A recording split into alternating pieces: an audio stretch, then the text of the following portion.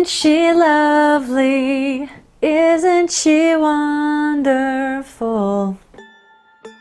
Top of the morning to you, Ask a Christian friends and family. It's Amy with Ask a Christian. Why do bad things happen to good people?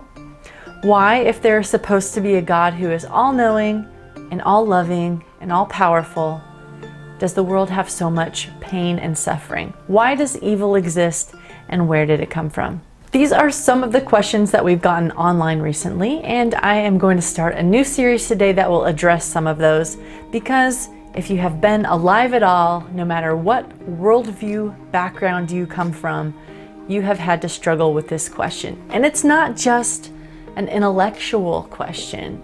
This is something that is actually happening to all of us. And even if our lives are pretty privileged, we still see the results of pain. And so these are questions that are at their core, questions about God's character. In fact, a lot of the questions that I cover here on Ask a Christian ultimately have to do with, if there is a God, is he good? As I talk to people about their spiritual beliefs, or in some cases lack thereof, I notice that time and time again, this is a question that comes up. People think, and rightly so, if I had the power to stop pain and evil and suffering, then surely I would. So if there's a God and he's not doing it, either he is not very powerful and he can't do it, or he's not very good and he won't do it. If you're having these questions, if you're skeptical, well, I'm proud of you, because it's a good question to ask. In fact, C.S. Lewis, author of the Chronicles of Narnia and Mere Christianity, famous apologist, when he was still an atheist, he said this: "I did not believe God existed. I was also very angry at him for not existing. I was also angry with him for having created the world."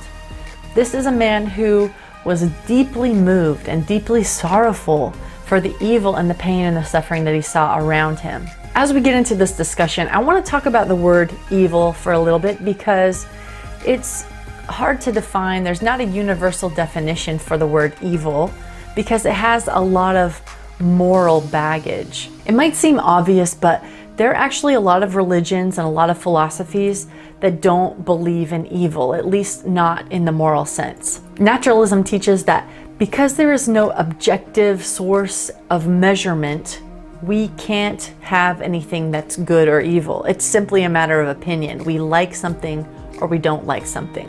Richard Dawkins famously wrote in his book, Out of Eden, that the universe we observe has precisely the properties we should expect if there is, at bottom, no design, no purpose, no evil, no good, nothing but pitiless indifference. So nothing is actually evil in this worldview. It's just things that you don't like, or don't lead to life, or don't lead to your happiness. In several other religions, evil also doesn't exist, being more of an illusion brought about by our desires. Or in some cases, evil was actually created by God, and therefore, even though it's awful, it has a purpose by God, and it would be considered good. Kind of confusing. Just so we can be on the same page, in this discussion, I'll be using the word evil to describe ideas and actions that directly or indirectly bring pain and suffering to others or yourself. I'll also be talking about non-human sources of evil, meaning things like natural disasters, disease, famine, that sort of thing. If you are just considering Christianity as a belief system to adopt for your own, or if you are newly Christian, or you just don't understand this concept of the origin of evil, pain, and suffering, I want to invite you to stick with me through this whole series, because this is one of the most unique points of our worldview. In the next few videos, I'm going to be taking you through the Bible story of the who's and the why's and the how's of how evil rose up in the first place. And I will be taking you to the glorious end of evil prophesied by the Bible as well. That's it for today. Thank you for joining me. And as always, I'm wishing you joy and peace for your journey.